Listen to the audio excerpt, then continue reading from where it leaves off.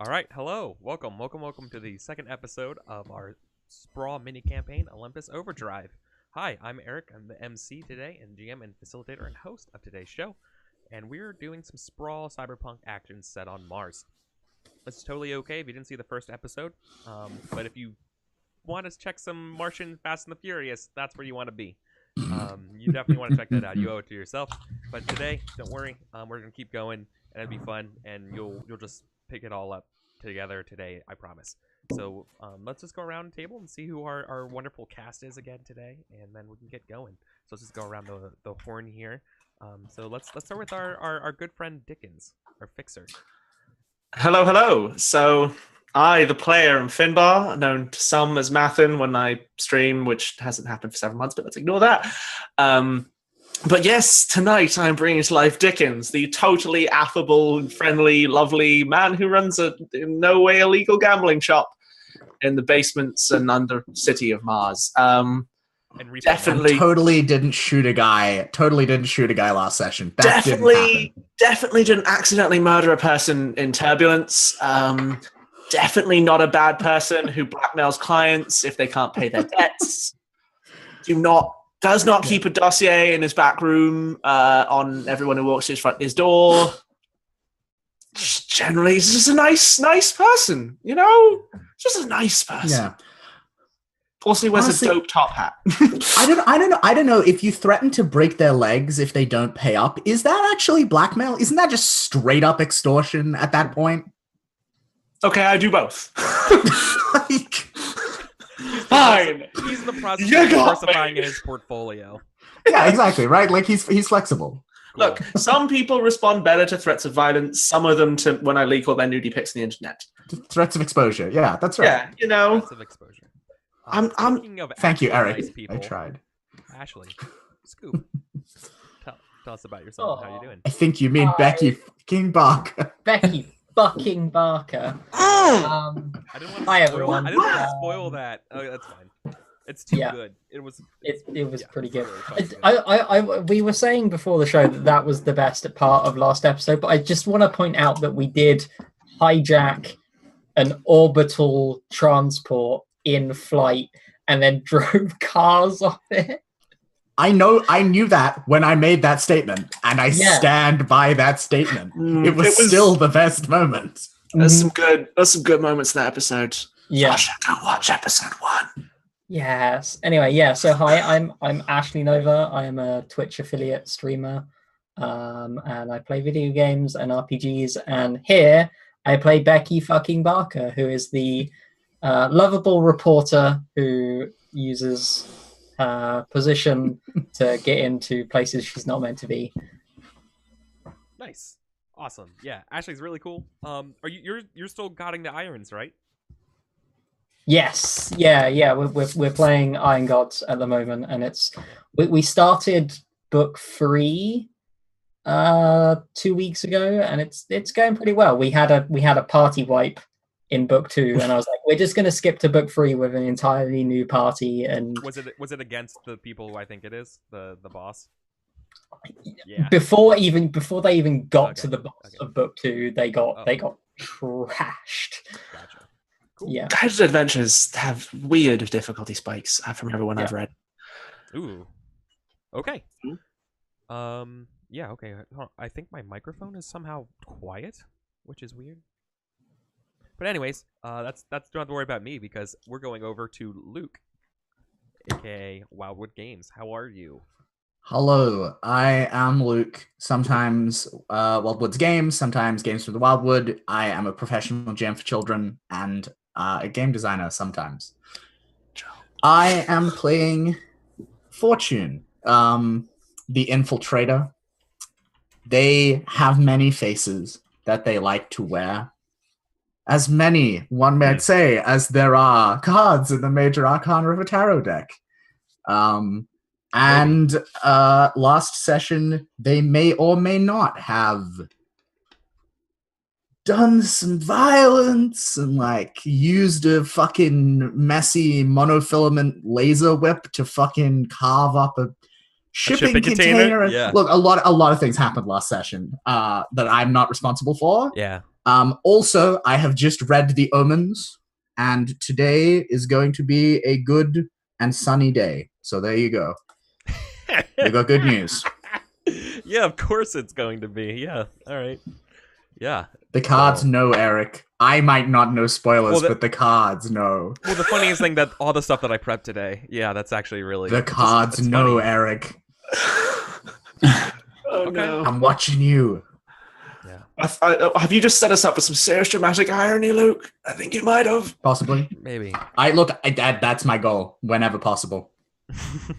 Just revel in that tragic, dramatic irony. It's true. If you want to see Luke play story games with me and check some of our videos in the past across the MLC, boy, we like our tragedy. We like our tragedy. Yeah. Or like that fucking Polaris game. Ho! That was good shit. Speaking of tragedy, Charlie, aka Sam. I'm just kidding, dude. What's up? No, that's totally fair. That was the first line of my autobiography that I finished last month. That's not true. What's up, guys? My name is Sam, and these things always stress me out when people like do your intros. It's super weird. I'm not used to being on the other side of them. And You're I was a YouTube stressing professional. out. Yeah, I was stressing out all day about it, and I was going to write it down if I had time, and now I didn't, and now I'm just rambling, which is basically how my life goes. So I do YouTube stuff mostly about 5th edition, about how to drag it, kicking and streaming into non-suckiness, which is almost impossible. You're midwifing into something decent. I think. It's still bad. It's still really bad. It's like still really bad. But God, do I have I love it so much. It's like watching Game of Thrones. It's just like, that's a whole exactly how I feel about Pathfinder. yeah, totally. I play Charlie. Charlie is a pseudo celebrity, and he's a really good driver. And he's a good boy. He's a good boy. That's it. Who's a good boy? He's the handsomest boy. And last but certainly not least, the person who made the intro video and music for today, Andrew, drummer boy, playing Matt Black. What's up? Not much. You already heard what I do. I do music, and now I have a Patreon that you can support me and get some cool music too. Yeah, I'm playing. It's good music. Thanks. It is. I'm trying to make Roll20 stuff a little bit more cinematic and a little bit more accessible that way, and stuff. It's much needed. It's much needed for sure. Yeah. So I'm playing Matt Black. Heard a little bit about my family's tragic deaths last episode, and I kind of made some quips at Dickens last episode, and I'm basically here to make sure Charlie doesn't die. Basically. It's a good plan. Necessary. It sounds. Yeah. Okay, cool. So let's get ready to rumble today. It's a couple days have passed since our first session, our first episode, and our first mission here. We begin with the whirling sounds of a sandstorm out in the middle of nowhere on Mars, and then we kind of hear the news broadcast kind of coming in, and it's clearly based on the accent, it's earthen, right? It's like it's the CNN or whatever of Earth is going off saying how sandstorms relentlessly pummel the Martian surface for these past 2 weeks, and within 48 hours to go to the group stages of the Olympus Overdrive. Well, we have just one moment coming in, and like you do like the earpiece thing, like, oh, we are receiving word right now from the racing commission that they are guaranteeing that the race will proceed, sandstorm or not. So, what does this mean for the racers? Well, you're just going to have to hold on, and while the overdrive will rev on, we will rev on with this continuing developments. And we keep going off, and then we come over to, through the sandstorm, we see one of these chariots. And who's all in these chariots? Because you guys are plotting out your nav courses for this 48-hour race. So you have to go around the Olympus Mons. What the actual place, what the actual track will be and stuff like that is still to be determined. So what people are doing is going out and kind of scouting around for the racetrack and getting the data, so you can plan a course and contingency courses based on what the actual course is like. reverse engineering it. Be like, where will they make the official course so that. Exactly. Yeah. Think of the idea, there's going to be a street race in Paris, but you don't know what the actual track is, so you're just scanning around the different streets of Paris getting an idea. But the problem is that you're in the middle of nowhere in a chariot on Mars. with a sandstorm pummeling down. You're also not here. You're also not alone. You know that other racers are also doing this. This is in fact required if you want to get ahead, right? So who's all in this chariot right now? Remember, the chariot can fit everybody, but I'm gonna leave it up to what you guys want to do. So for sure, it would be me and Matt. Yep. Like for sure. That much makes sense. The driver and the engineer probably definitely need to see this. Scoops. If Scoops wants like a scoop. No. Scoop is definitely in there, and she's recording shit and making notes and chiming in with questions, just like getting people to talk about their thought process and what we're doing and all of that. I've got fairly sharp eyes, so I reckon I'm probably like sitting in the back, not engaged in that process at all, just actually looking at the landscape and not performatively doing so. Mm-hmm. Well, looking at the landscape is pretty boring, as it looks. It basically, looking at whatever plasteel windows are on the chariot that you can open are just nothing but just sandblasted rock and sand. You can barely see a few meters in front of you. Around this. It's a metaphor. It's constantly pelting. Yeah, it's a metaphor for interacting with most Martian people who are sandblasted and boring. Yes, Eric. It's Planets dull of Java. and red. It's a dull So red haze. they are dull and red and hazy. Yes, Eric, you're absolutely right. That's why Fortune likes Dickens, because Dickens is actually interesting. You know that your beacon, what you set out to basically give you sort of the lay of the tectonic landscape around here, it's got to be somewhere around here, and you're in the process of finding it. So just a thing of like gas is good, fuel is good, like everything's other. You're not like on fire right now. But this isn't like our racing vehicle. This is like a scouting thing. It's okay, so all-terrain vehicle. It's an all-terrain. So I think is this one of the vehicles that you stole last year? Okay. Yeah, the Mass Effect one. Like, we don't have to worry about who you talk to get it. You're just in one right now. Okay. Right. So I think so set you up with it. Dickens in this car has his brain implant exposed and is like plugged into like kind of any sort of surveillance or like terrain scanning equipment this thing has, and is just processing. He's been processing the entire map in his implant. Every time, knowing that Dickens is there, every time I know where there's a camera on the outskirts of the thing, I hit it against a rock. Just to make him jolt.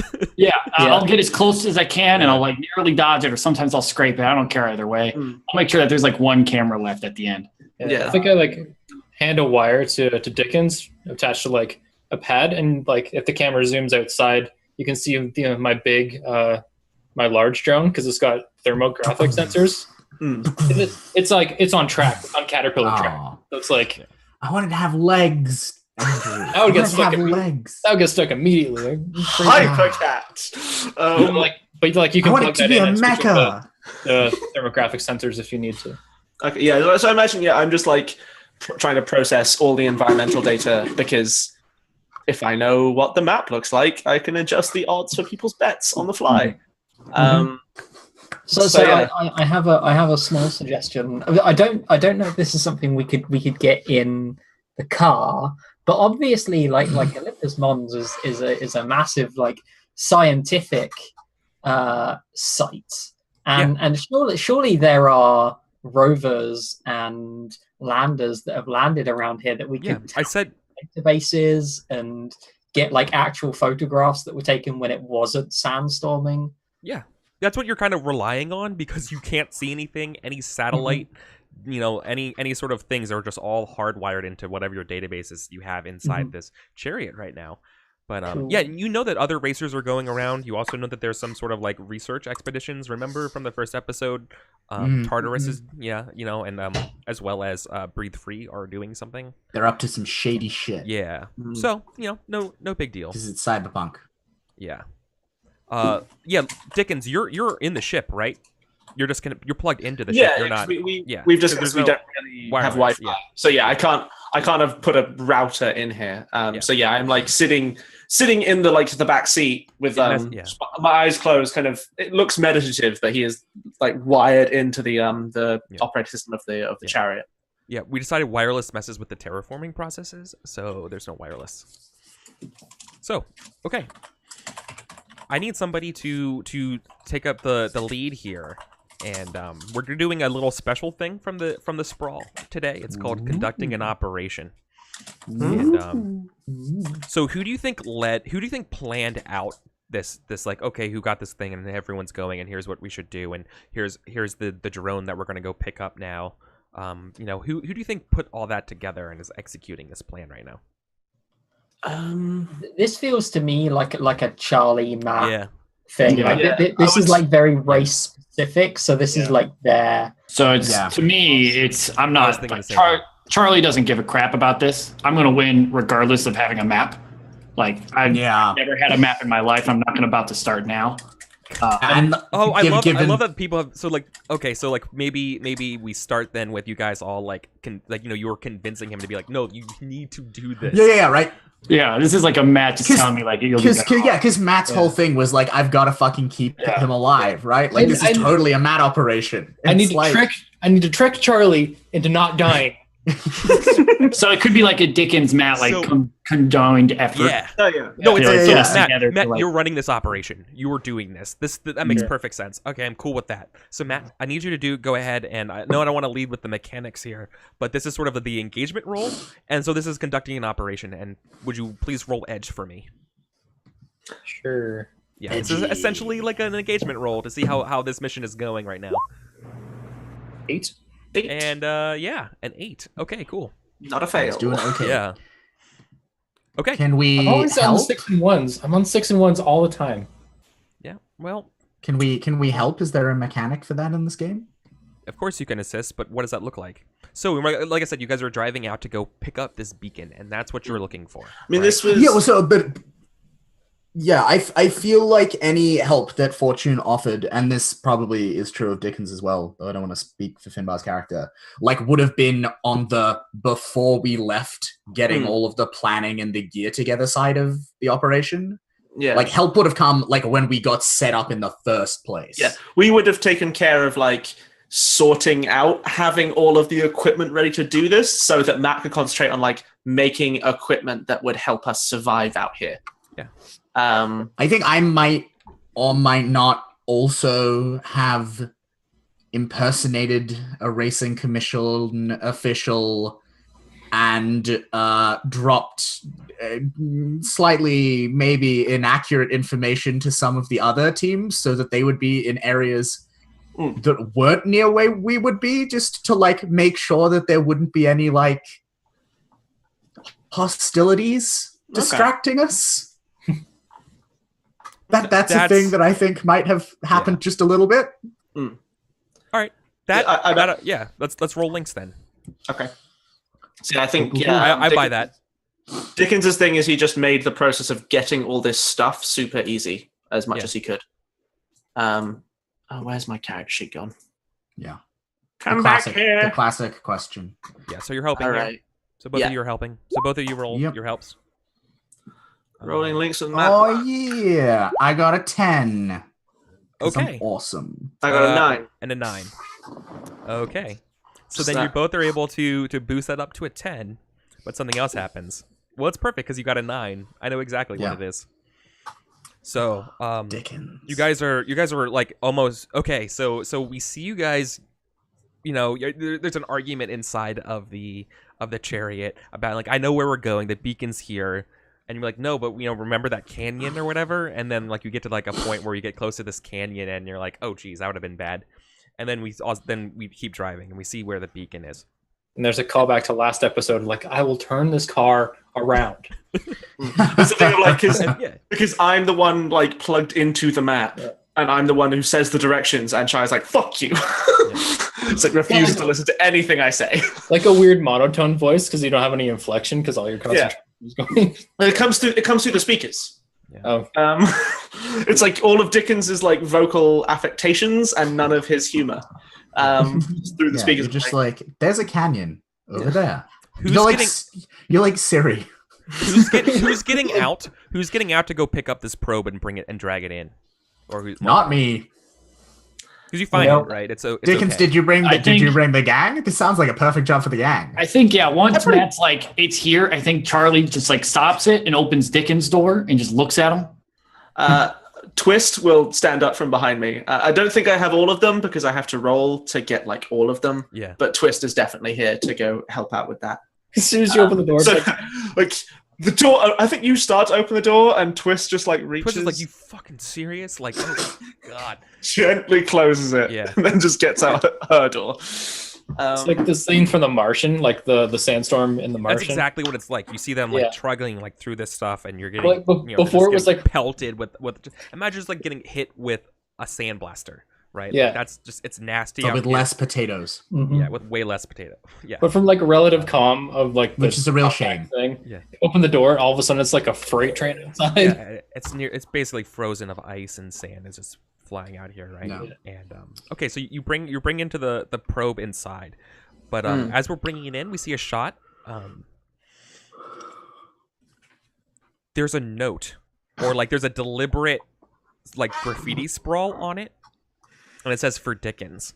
Oh no! You know, and it's clearly Oh, like a dear. floppy disk or something has been injected. You know, a hard disk has been inserted, a USB stick kind of has been inserted into this. Yeah. machine. So I think Dickens, like having seen it on the camera, his eyes like flutter open in the car. Let's go, like just as they're like nearly dragging it in, and like the car camera sees it, and his eyes flutter and says, "Oh dear." Yeah. Yeah, and Fortune just turns and looks at you like, are we like, how bad is this about to be on a scale of like 1 to 10?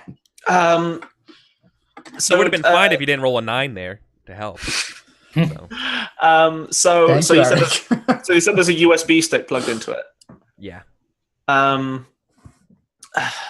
So it was more subtle than that. So I think your coworker here, I'm gonna say coworker, picks it up and grabs it for you and does is what they're bringing in the drone, so no one else really knows. So it's up to you to describe that, but also everyone hears that too, right? So if you want to see that, like, oh, there might have been something that was interfered with, you totally could, right? You could play with that if you want, but she was intending to try to hide it from the rest I of did them. so I guess so yeah, Twist can do that, but I do have on my gear like a encrypted communications gear, so I imagine she like buzzes me.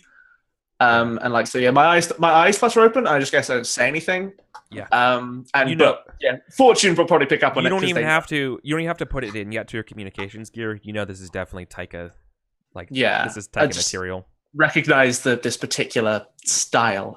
Yeah. It's probably got a exactly, tiny little brand logo on the bottom. In fact, like, no. In fact, it's whatever your department was, like it's that department. You know what I mean? It's Yeah, I'm trying to think what I probably would have covered because I worked in like front end stuff. you used to sell these. Yeah, maybe, yeah. So I guess Twist passes me that as they get in. Yeah. So is this meant to interface with my neural implant? Mm-hmm. It's an encoded message. Do I like just to because Dickens would probably know this, is like, is it possible to encode some kind of horrific, debilitating virus onto this thing? Like, if I plug this into my brain. Yeah, it's gonna kill you. Okay.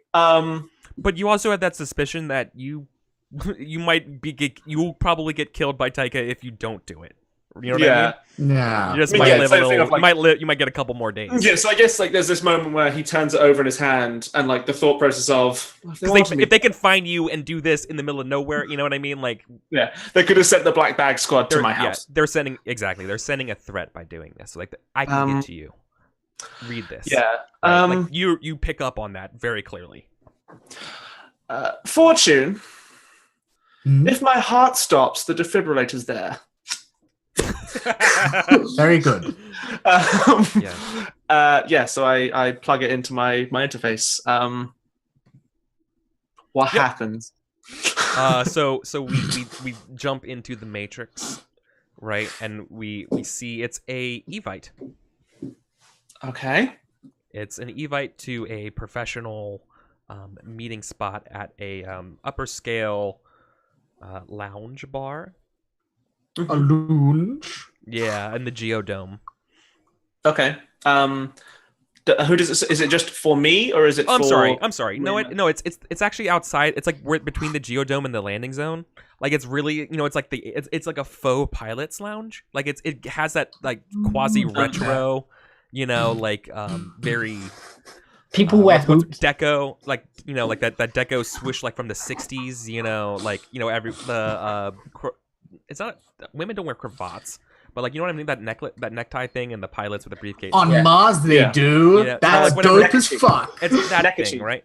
Yeah, the neck. Everyone right? wears cravats it's on that, Mars. It's that style I of just told it. luxury. Dickens is with this fashion. Okay, so just for clarification, is this like for pilots of interstellar barges, or is this like a tourist trap for rich people to No, it's- pretend they're socializing with interstellar pilots? It's the latter more. It's just that's the allure. That's the venue Okay. that it tries to give off, right? Right. Yeah. It's So that type of lounge. and yeah, do I get the impression this is an invite for just me or for me and my associates? You're not. It's unclear. But you do see that it's an invite, and there's a personal like kind of written sprawl on the evite that's also written there and says it'd be great to catch up, right? Does it have a signature, Eric? Is No, there a of course signature? not. No, Ah, damn it. Okay. So yeah. but it has the letterhead, I guess, of your maybe it's like the corporate evite of your department, and it'd be great to catch up. And it doesn't say your former boss or whatever, but like it's someone you worked with who's very close to you. Okay. So I like the eyes flutter and I unplug it. So I imagine like the process of using this thing is whenever they learn something in the Matrix, while in the Matrix, and you see Trinity's eyes like flutter as she's learning how to fly a helicopter. It's very that. Yeah. Totally. So yeah, just pull it out. And I like twirl it around my fingers again. With that thing of like the way that people who are in boring meetings a lot learn to twirl pens. I just go, Twist, darling, have you got anything nice to wear? Yeah. Perfect. And Yeah, I think we move on from that. Do you we probably cut back to you guys driving back to the to what's it called, Kronos, and I think unless do you share this with the information with everyone?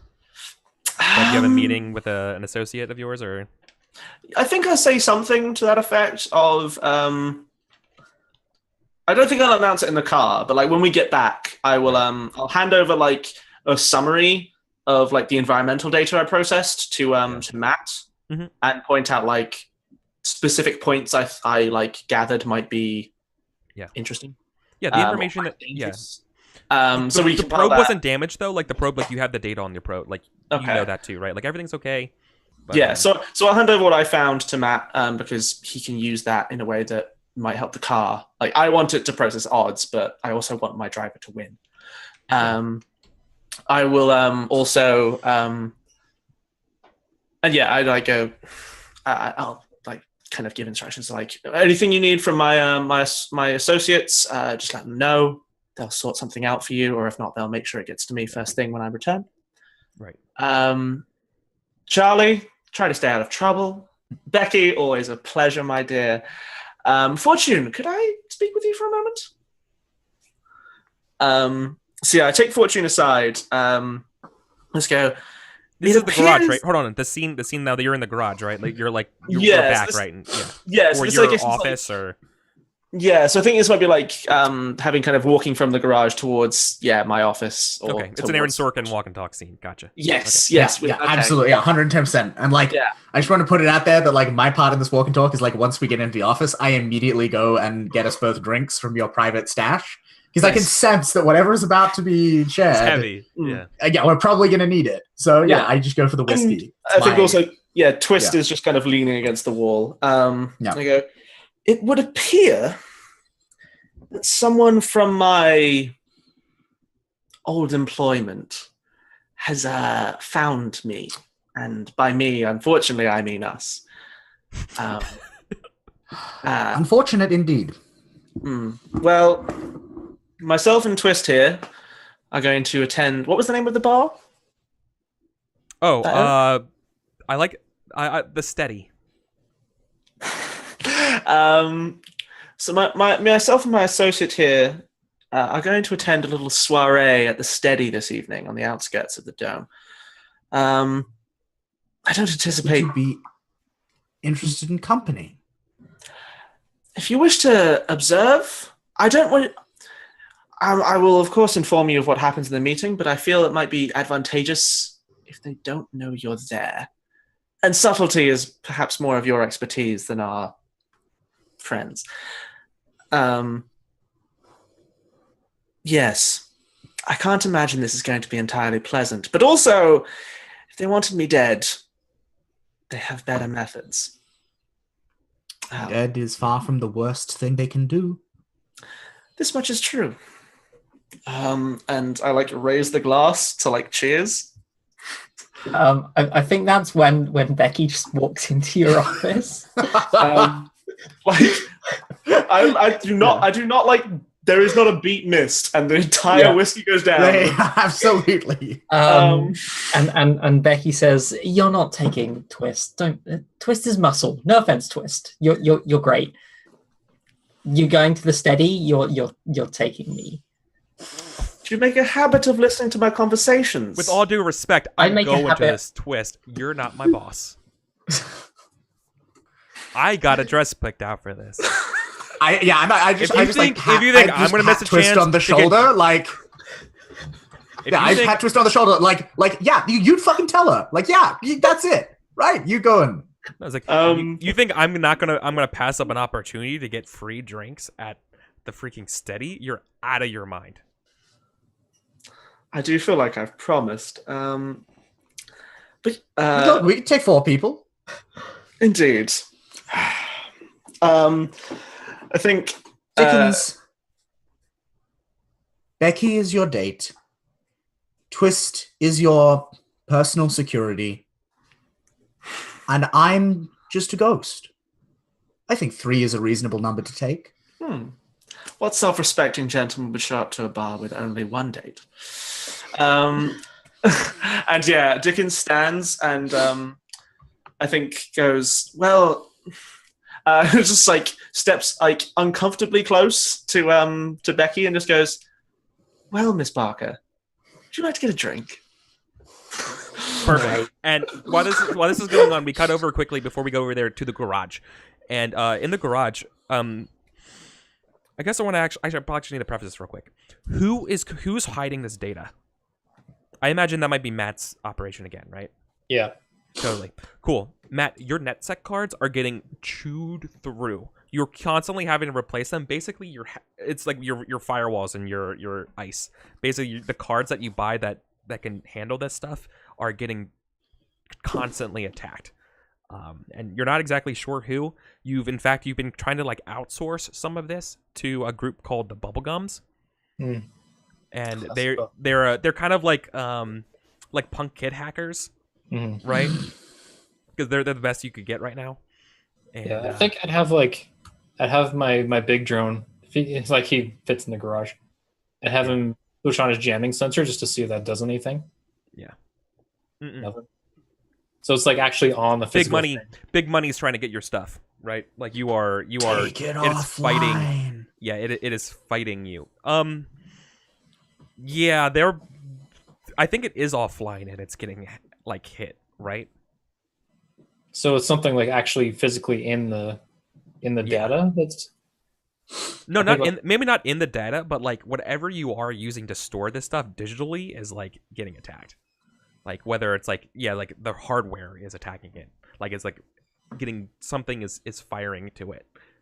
Whether that's literally whatever backdoors are available are being exploited right now, and the data is currently safe, but you're churning through these cards. You need help. Yeah. So you're juggling, and eventually you're gonna drop a ball. Yeah, I'm gonna send my little drone, the tiny one, to go do as much analysis as it can.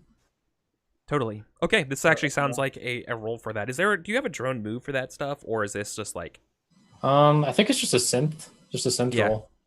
Yeah, sounds like assess, maybe with synth instead of edge. Exactly. That's Yeah. actually exactly what I was going to say. It And I is. have a 0 in synth, so this might not go so well. Oh, okay.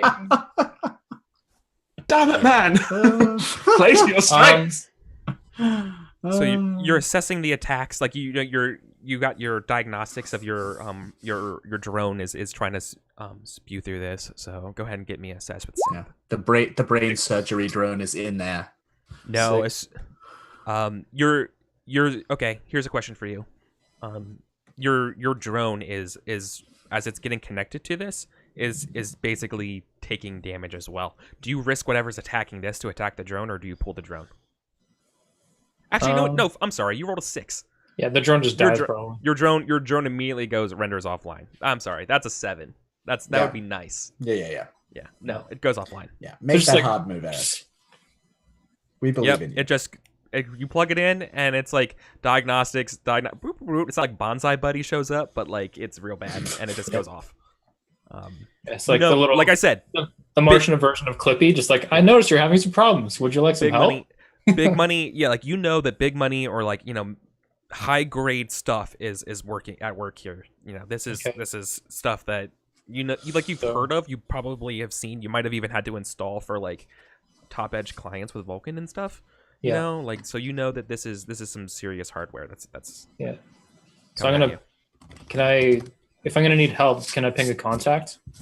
Yeah, totally. So there's one of my contacts on the black market, Rocco Tellin. Yeah, who do you trust for this type of stuff? Pretty much Rocco. Rocco Tellin was like the one guy or the one person, I don't even know. Rocco Tellin is like his username kind of thing. So I don't even know you don't even know who this person is. You just trust them. No, but we've done like a lot of business in the past. Like he's one of those like top eBay sellers, and we've been like buying and sharing black market information for a while. So he's like one guy I trust in the black market that might be able to handle this, or at least know what's going on. Yeah, totally. Okay, I think once again this is going to be a mission. So roll conduct an operation, roll edge for me, and then we'll pick up where it is as you go try to track down and get Rocco to help you. Because like a 10+ means you got him to help you and it's good and we can move on. But if you mess up, then we'll talk about it. Okay. Yeah. I'm trying to do this more to like because I know there's like some setups for stuff here and I don't want to get bogged down. So that's why I'm trying to do this stuff to keep it going. Okay. So just out of interest, like what exactly is a mind roll, like a research roll? Is that something like that I could do something here? Because that's if you are getting into a library and stuff like that, right? That's if you're getting into a database and you had access to look stuff up. Okay. Roll edge. That one's good. 10. 10. Oh yeah, totally. Nice. Yeah, Rocco's great. Is Rocco a? They're a Martian, right? Yeah. They're an Earth. think. Yeah. Okay. Yeah. I think they definitely are. I think they're all Martians at a certain level above for like Vulcan manufacturing are probably like they have to be Martian born to make sure that they're security clearance stuff. Yeah. So basically, like he would know. I would just explain to him, "This is what's happening." Yeah. It fried one of my drones. He's like, What the fuck? yeah. So he swings over and puts in his deck. He's like, "May I?"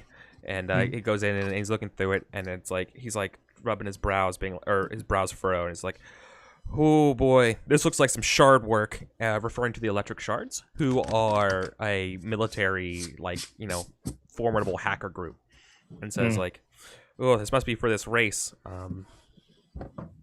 Forgive, he looks at you and like, forgive my presuming of what this is and stuff, and yeah.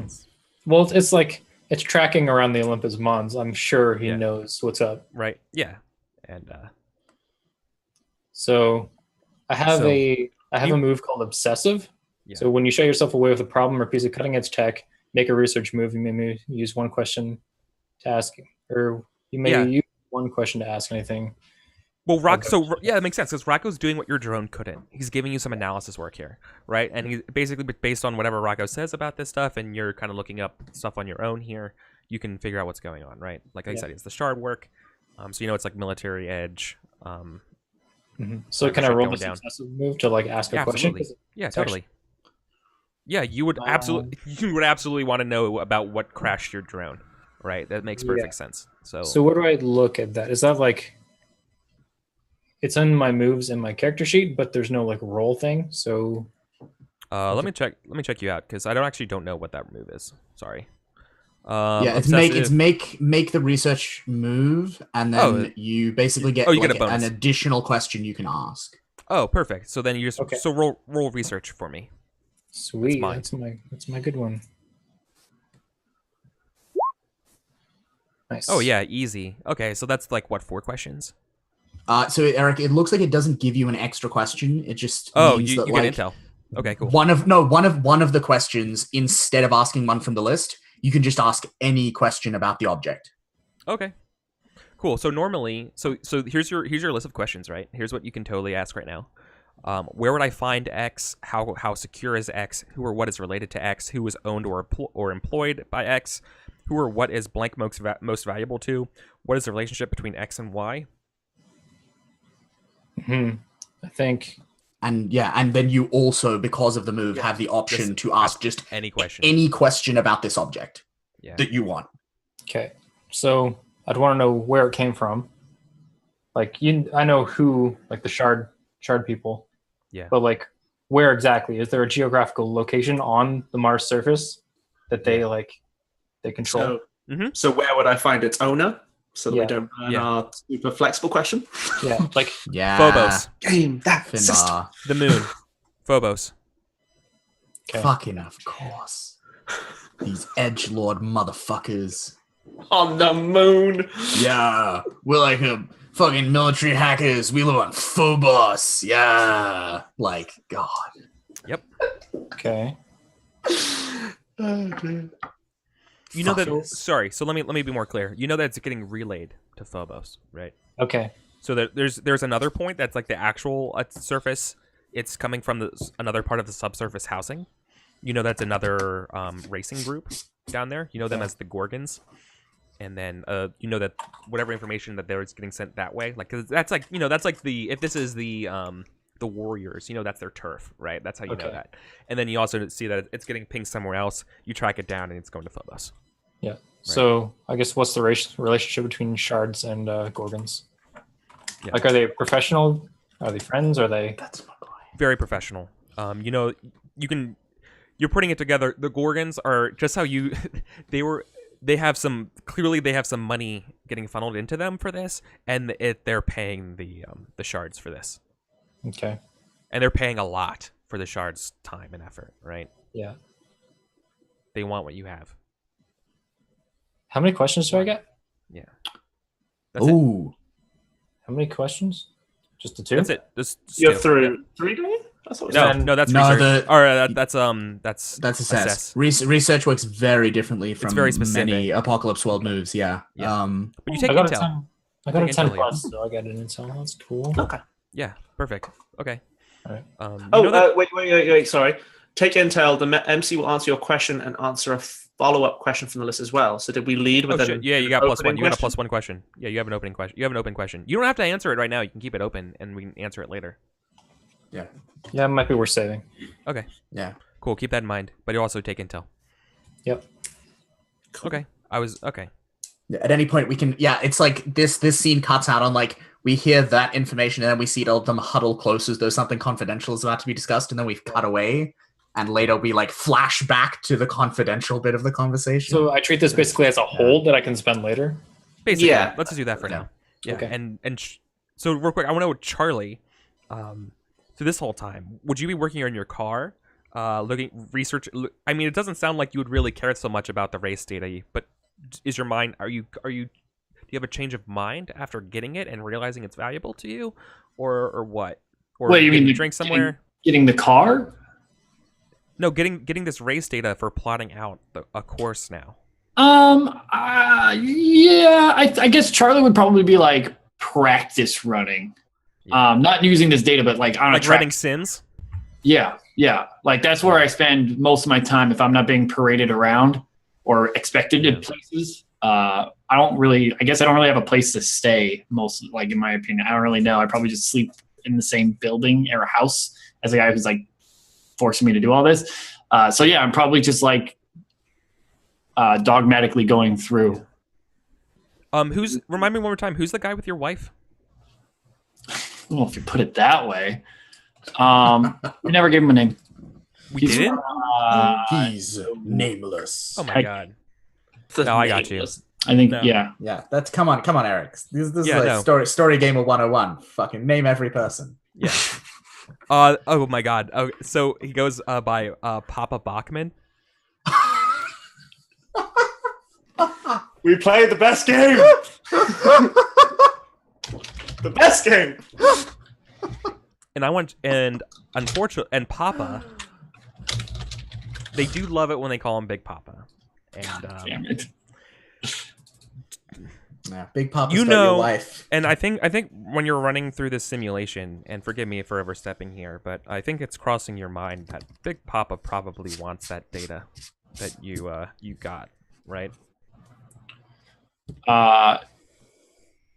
Sure. You know, you're like kind of owned by him, and it's Yeah, you're- so- you might be chewing on whether or not that's something you actually want to do, or do you want to risk not doing it, or do you want to reach out to them, or you know what I mean? Yeah. So I think before I would have left like Matt's workshop, I probably would have asked for a copy of the data or to send some over, because I don't give a shit either way. Like, who has the data? I don't even need the data. It's gonna be fine. But yeah, a copy sent, because if he wants it, he like whatever. He's got my lady. He can do whatever he wants. So you ask someone to get you a copy? I would ask Matt. Yeah, send it to send it over to the dude. I'd probably tell you that like this is kind of chewing up my shit right now. This is not a good idea unless you want to screw someone over. What do you mean screw someone over? So You just- like Matt, this is pay dirt. Like, you giving this away would be insane, right? Is what I'm saying. Well, like, is it part of the? You what paid a part lot of of- money already and pulled a lot of strings to get the chariot, to get this necessary data already. To ask so someone else to share it around would be insane from close So people, what especially someone exact- you never met, right? What exactly is hacking me then? Like, if I gave this to someone else, would it start hacking them too? Probably. Hmm. Unless they want you to give it to that person, right?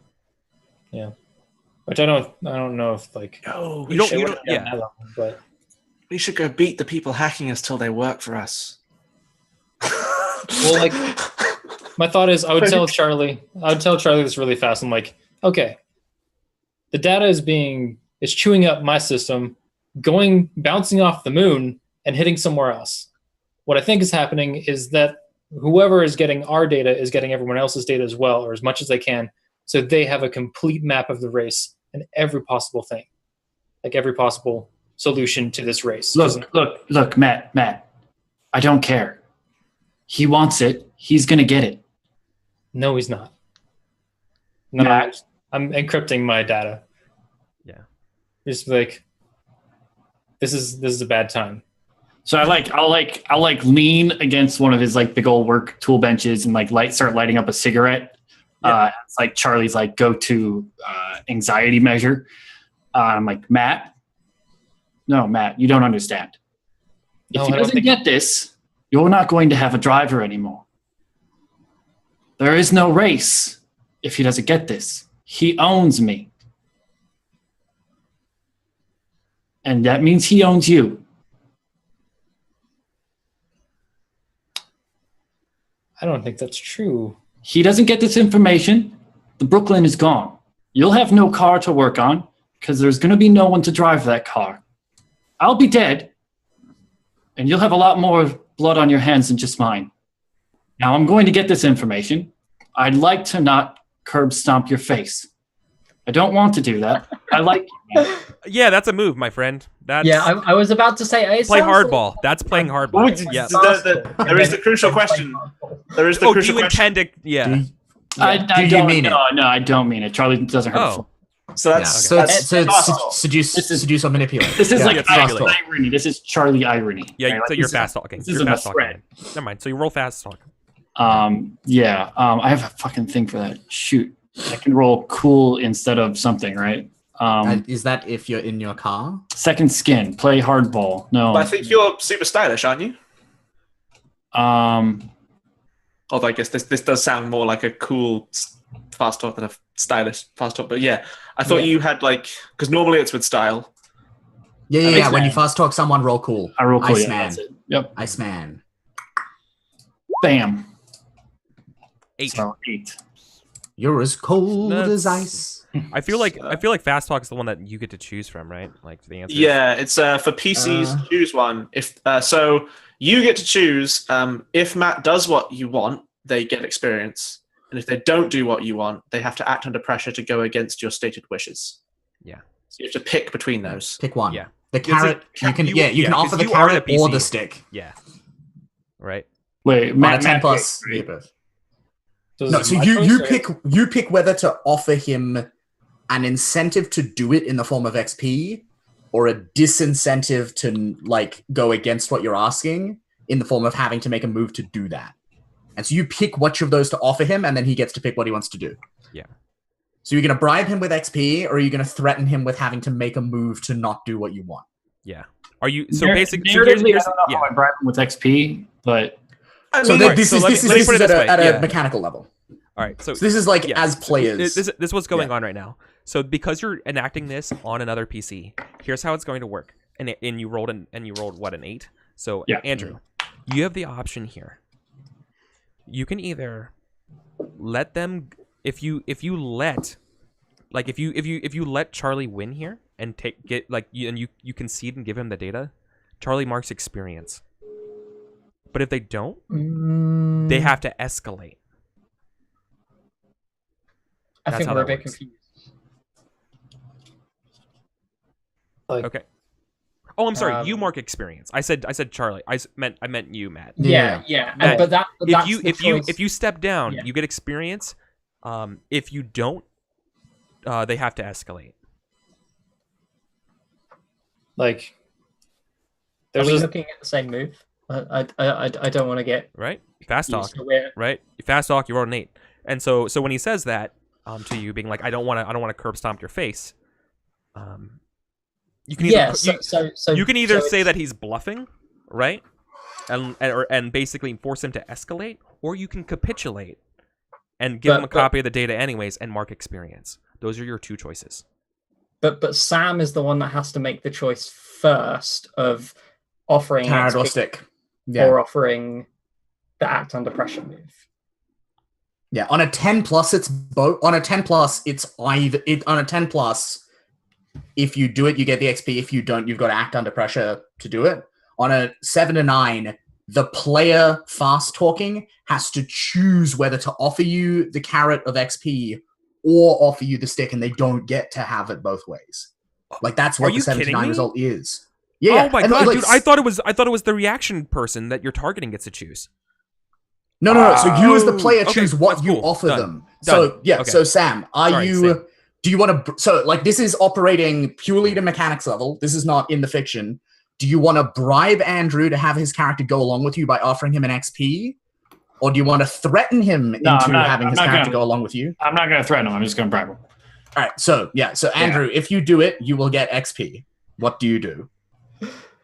I don't think like I'm still working on the computer because there's a thing happening, bad Yeah. thing. Yeah, you're like furiously like running around Yeah. still while I'm having this very serious conversation. You're- Yeah. Well, you're just like smoking and looking Yeah. like badass. Yeah. Yeah. As you're like literally doing that sort of like Cypher in the Matrix, like looking at different computers, being like Jesus Christ. Yeah. You know. Yeah. I think like when you say I'm gonna curb stomp you if you don't, I just stop and look at you like you're gonna have to do better than that and go back to my work. Yeah, I'll just say I'll just like throw my cigarette on the ground, stomp it out, and walk out. Perfect. Okay. Yeah. So he doesn't get it. Big Papa doesn't get his data. No. Okay. Perfect. That's what I wanted to know. Don't mind me. I'm just gonna make a quick little clock over here. No. Yep. No worries. No worries. What could go wrong? Blocks. Yeah. The displeasure of Big Papa. Yep. Papa's angry clock. And just gonna quickly. Doop. Thanks, guys. Damn. Okay. Ah, dear. We're playing an Apocalypse World game. Yeah. Fuck yeah. Okay. Cool. All right. Every roll is a chance for the GM to fuck with us. All right. Do you guys want to do anything before we get ready to cut over to the steady? Because I don't we're think finally so. gonna get the mission today. Yeah, I don't think so Yeah. because We have some pre stuff moves, but we'll get into that after. Okay, cool. Yeah. Sounds So, good. all right. One more time. What was the name of your contact from Taika? Because my old boss, you mean? yeah, your old boss. I had their associates right now, but I didn't remember the name you gave me. Earlier. Gene Killian. Oh yeah, Killian. Fucking Killian. Yeah. Look, I'm terrible. All right, Yeah. Don't judge me. So, we get to the bar. There's actually a live piano playing.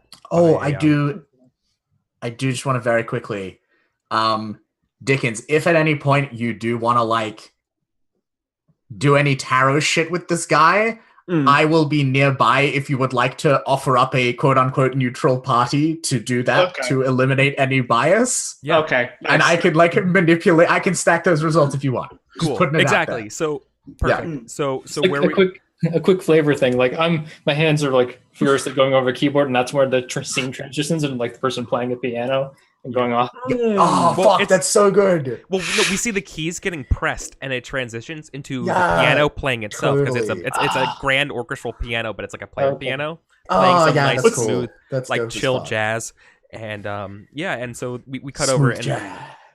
so But Jen, right- okay. I was just gonna say, it sounds like the prep kind of was a preacher cut of like it sounds like the rate if he's tapping becomes piano music and then just smash cut into piano. all right. Okay. So the bartender there, or I guess maybe like the hostess mentions, says like, your guest would like to see you alone, Mr. Carter. Okay. Just a quick question. And they politely say that your associates will be given a there's a tab already open at the bar for them while you're meeting, right? Like there's like your friends are getting taken care of. Meet with me alone. That's the Okay. message getting relayed to you here. Yeah. So just a quick point of order. Becky, what is the primary color of your outfit? A red. So Dickens Yeah. is wearing a red tie against his I think he's wearing like a white suit with like a black shirt and a red tie. But yeah, it is very clear. Like Becky arrived at the shop and then he like walked out as if he was already preparing, but it's like sort of to the camera. Becky's wearing. I actually have exactly the dress. It's on the other side of the room though. It's like a red, like 50s, like inspired dress with like a blue like panel cut out in the chest with loads of like buttons going down it. Lots of like folds in the skirt. Nice. Are we doing the outfit bit now? Is that what's going on? Are we Yeah. just going to talk about our outfits for a bit? Let's get friends to the table with this shit. Yeah. Okay. Cool. So Fortune is not there as themselves, right? Like they're in another one of their aliases. So Fortune is there as Claudia. So their hair is up and they're kind of they got plenty of makeup on and they're like presenting fairly femininely. And they're in this like female business attire, like really, really sharp and like a lot of like very crisp lines and a lot of points. And it's Arthur or all Martian? in this Arthur or Martian style. Earther style. And they're in this like it starts kind of like this soft periwinkle blue at the top, and then it fades in color down to like white round about the ankles, because this alias is at least ostensibly like part of is like executive, like fairly high ranking member of Breathe Free. Nice. Yeah, and so it's just like corporate shark, like cold and pointy and dangerous in that corporate way. Yeah, and like sky blue. Everything is sky blue. Okay. So I'm going to make a as like he kind of says, if you would like to leave your guests and go get a drink and blah blah. Blah. So I like I just need to remember Twist's real name for a second. I always call her Twist. I know. I don't know what it is. I just have Twist down as well. I I don't think might you ever not do a real name. I think I wrote Her it name's down. Nancy. I Come wrote it down on. somewhere, but not actually on my character sheet. Her name is Nancy. Nancy Dubois. Like, come on. It's fair. This is fair. This is fair and good. Well within the oeuvre. I had written down Lucy, but yep, changing. Okay. Nancy. So I Nancy, do avail yourself, and then I turn to Becky, and I do the elaborate like take a hand to kiss it. Yeah. As I do, like I palm the like receiver for my encrypted communication device into her hand so that she can listen to my conversation. Yeah. And it's all very dramatic. Mhm. But yeah, and I do enjoy yourself. Nancy is a great listener. And I smile, and then I like stand and go, please, show me to my table. Yeah. Right this way. And you're taken back to a private table, right? Like they unrope the lounge, the rope lounge to the VIP section. Mm-hmm. And you're welcomed over, and sitting in front of you is none other than your old boss, Gene Killian. Came here alone, looking seated with a cocktail like a martini in her hand. Yeah. Like one of those what do you call this, stem glass, right? Yeah. Drinking something, sipping on it, looking very, very confident. So I think as I see Eric, her, oh Yeah. At this point, could I like through some currency declare that I am already in the VIP lounge, having like arrived early? Because like where else are they going to be meeting, right? So I'm like in the next VIP booth over, just having a cocktail by myself. And I think I have a move for this if one is necessary. Oh, the infiltrate. Yeah, right. Like this sounds like infiltrate. Yeah, I need make the move here. That sounds perfect. Yeah, when you attempt to infiltrate a secure area alone, which is basically what's happening. Yeah, I feel like a good consequence to failure here is that you do it, but they know that you did it. Yeah, totally. That makes a lot of sense. Nothing forward. That's a 12. Yeah. Okay. You slip right in Yeah. there, no problem. Mm. I look like I belong. Eavesdrop. Yeah. So the fictional bit of this really are is a chameleon. Yeah. is the Yeah, person totally. a person I've never seen before just turns and like raises a glass. At me and Yeah, says, exactly. "Ah, I'm Yeah, I sorry." just like cheers at you, and there's like the very slightest flicker of a wink Yeah. and a smile, and then I'm like, I got you, Yeah. boo. It's all good. I'm watching. I think as we get to the table and I see my boss, I just like touch the waiter on the arm and goes, "Could you get me an old fashioned, please? Thank you." With the subtext of something alcoholic. Oh God, oh God. I sit down and goes, "Gene, it's been so long. How are you doing?" Pretty good. The flight to Mars wasn't so great, but never is. I cannot pay to bump you to business. They're very stingy with the accounts that I hear. The last little shipment of executives didn't do so well upon arrival. Yeah, and speaking of not doing so well on arrival, looking at you. I You weren't think that it's difficult to find.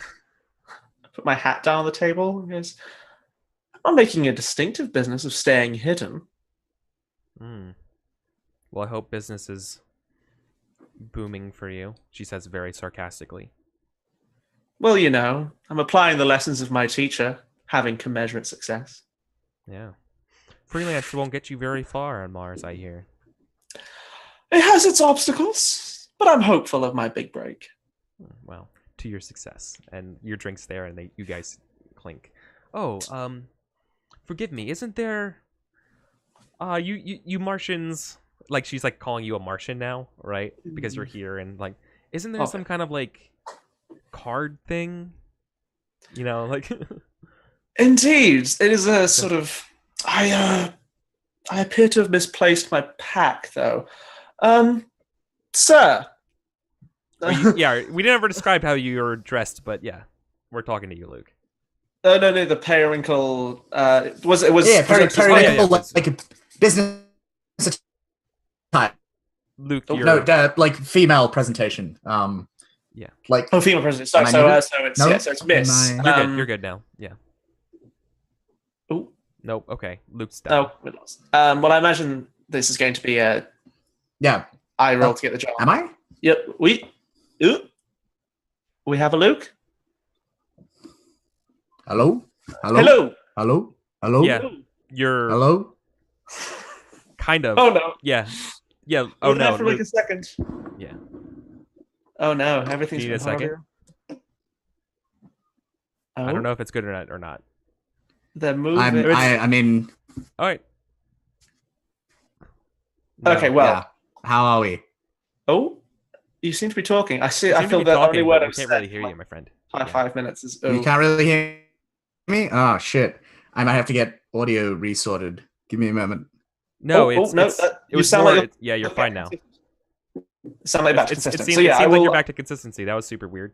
We're fine for like an hour and a half, and then all of a sudden it goes womp womp. Okay. So I Alright. will. Are we good? Yeah, I think so. So I'll flag down Fortune and Cool. go, Miss, would you happen to have a deck on you? Yeah, and I think she like yeah, there's like this thin, dangerous smile. It's like a little bit low key, like how dare you interrupt my martini, but like there's like a sigh, and then she like pats like the breast pocket of her jacket and like nods.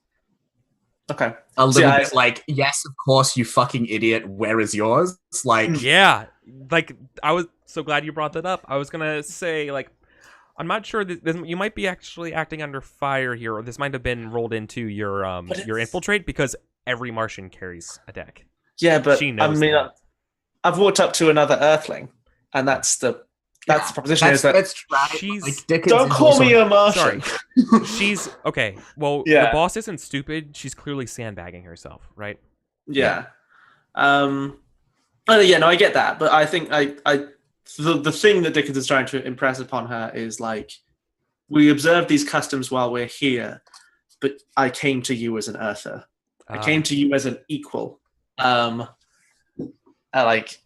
I imagine like the style of his suit is very similar to what someone of her level at Taika would wear, or at least of her level when he knew her. A lot of like, I left your employment because I'm now as good as you, and I learned what I there was to learn. Yeah. We've seen that. I think he mentions as we're getting ready to get our fortune. She mentions, I saw the interview with the Earther Charlie, the racer. Seems like they genuinely have a shot at this, which is surprising. Insinuating that she thinks that there's machinations at work to make sure that he has an equal chance to those other Martians. Whether that's true or not, I'll leave that up to you. At this point, I believe there are so many different thumbs on the scale, it's impossible to say what is actually fair. But, well, isn't that our job? Well, I'm glad you brought that up because I need to ask you if there's space for one more thumb, and we do the fortune. Yeah. So I imagine this is cool. rolling, get the job with help from Fortune. I think that sounds. I think that sounds legit. Yeah. So Make it so. If you roll your help, and then I'll Fire I'll away. do. This is obviously Cool. getting the mission, right? Yeah. So, Okay. Just make it explicit. okay, so that is 8. Yes. So I get a +1, and if I fail, then You get a plus. You get a plus 2. Oh shit! Okay. Two forward. No, nice. you get a +1 or -2 forward. It's -1 or 2 forward. From the PDF I've got in front of me. I'm looking at the ones that we've got here. On a hit, they plus take one or -1 or 2 forward. Your choice. The one 7 the to one 9. 20 is Are you- +1 or -2? Must say. It's +1 or -2. Is it? Yeah. That Are is you- not what the handout looks like to me. It might just be because I have not got it. No, blown it out and absolutely it's says small. that. +1 or -2. It's +1 or -2, my friend. All right. Okay. Well, I've added 1 in my forward. Oh, you're right. Sorry. Like when you blow it up in roll 20, it's slightly hard to read because it's still fuzzy. Yeah. Yeah. Sorry. Look at that. What's up? That's a 13. Nice. Yeah, that's a pretty good I roll, am my good friend. at this. Yeah. Yeah. This is my jam. I'm proud of you. That tarot cards are quite sunny, right? Yeah. Well, I guess it's the thing of as opposed to last session where the tarot didn't come up very well. Like the Yeah. sun card lands in the middle, but the rest. Yeah, of I the draw omens exactly what I want. Yeah. Yeah, but like the omens don't mean like it makes a nice framing to a discussion that neither of us really are paying attention to the omens because this is how we work. We're boardroom. Oh, actually, shit. You know what? It's not the sun. It's the card that would traditionally be the star, which in the Martian Tarot is Earth. Yeah. So it's just that beautiful blue and green little orb floating in space, and it's Earth. Nice. Yeah. So It's a cute little omen. So I need to pick 3 from the list. Well, I think let's before you do that, how about you hear what the mission is, and then that Absolutely. That sounds like a solid plan. Yeah. So I guess we do the back and forth sparring of like I go in with no idea what it is of some ridiculously high offering for the job. We haggle for a moment, and then she actually explains the brief because that's how we do it on Earth. With less than 48 hours to go to the group stage racing, and the racing commission has been very reticent to declare what the official race lines are going to be. It's finding it very my bosses have been finding it very stressful to know where to set up the cameras and set up for optimal coverage of such an event. In order for us to get ahead and get ahead of our competitors, we're going to need that. And we'll be able to help you and supply you with a inside person who feels a little bit more that Earth and Mars should be together and less so alienated, as well as supplies. And she pauses again, and as an added bonus, you can get a copy of that information too. I'm sure that Charlie could use all the help they can get. Your generosity knows no bounds as ever, Gene. Right. So, if that wasn't very clear, Taika is going to help you break with the get into and infiltrate the racing commission in order to retrieve the actual group stage. Map. Okay. So, I think the things I want to take from the list, the job pays well, because that is always my prime motivator. I think the employer provides useful assets. Totally. Would be nice. So that's gear, right? That is gear. So I will take 1 gear. Money, gear, and I think I know who my employer is because I know her. I guess I don't know necessarily. I presume she's working for Taika, but yeah, I know she's good for it. Yeah. So I guess I think the meeting doesn't attract attention. We've got a lot of high. We're starting to get some clocks that are kind of high, especially the racing commission. Yeah, and I'm about to get intel out of this scene anyway, so So I guess that makes most sense. So I will take. It means it doesn't attract attention. It's just 2 old colleagues meeting at a bar. Yeah, nothing weird.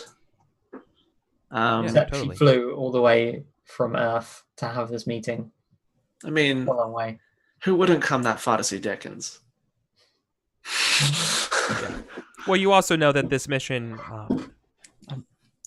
I think maybe she ends the part right, like getting that stuff being like, if you come through for us, we might turn a blind eye to your indiscretions. Yeah. Well, that is delightful to know. Changing jobs is such a stressful thing these days. I also just like the idea that like the meeting doesn't attract attention is like my gang members have like slamming a racing commission person up against the wall outside the bar, like, where are you going, bud? But yeah, so I look at her and I say, change of profession could be so difficult these days. I'm glad to know that you would like to assist me in my new endeavors. Well, I'll send you our payment details. You can prepare the wire transfer. We'll have the map for you. Well, within the next short time, you'll get the information you want. Excellent. I guess I lift the I just started my drink and oh no, finish your point. Gatsby cheers. Yeah, no, like in the meantime, she was just gonna say, yeah, in the meantime, enjoy your drinks and stuff like that. I'm afraid I have a. She looks down and I have a flight to catch. Yeah, Dickens smiles and then just goes, lifts the glass to cheers her. It's like, to the old days. To the old days. And she says, she's gonna name drop someone to you, and you know this is the boss's boss who's like personally seeing this, right? And she says like, "Be careful, Dickens." All right, I mean, you don't. Did you go by Dickens back on Earth, or is that your? No, I was definitely. I think this is definitely. Okay, yeah. So then it's like, "Be careful, Mr. Carter." Catherine Constantine's has a personal stake in this, as they're leaving, and you know that's like the boss's boss. You know what I mean? Like a VP. Yeah. Is has their eyes on this, right? Hmm. Just insinuating, like, do not make a mistake. Okay. To represent the intel that I gained from the infiltrator move, Eric. Yeah. I think I maybe low-key kind of steal her phone as she leaves. Yeah, you like dupe it, right?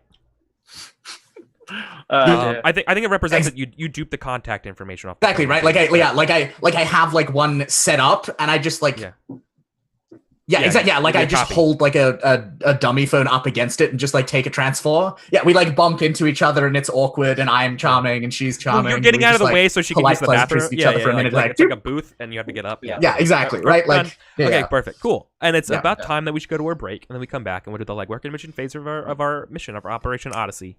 Thank you guys so much for tuning in for here, and we'll be back in about 6 minutes. I'm excited for when we fight a Cyclops. Yeah.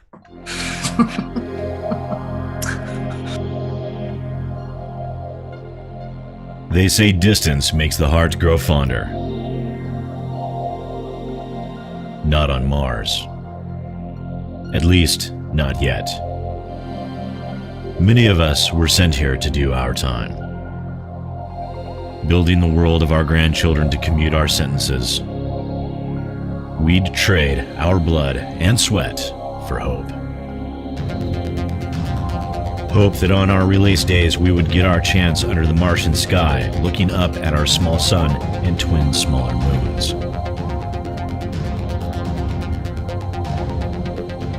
Who wants to wait that long? What if that's hot air? Who can wait? Well, we don't have to anymore. Olympus Overdrive, the fastest, deadliest race in the universe, is back. A partnership between Mars and Earth has been struck, and now Martians and Earthers will be racing around the Olympus Mons for glory and money. A lot of money is changing hands, and where there's money, there's opportunity. There's plenty of ways to get ahead that don't involve Vulcan Turbo XR12s and a NOS booster.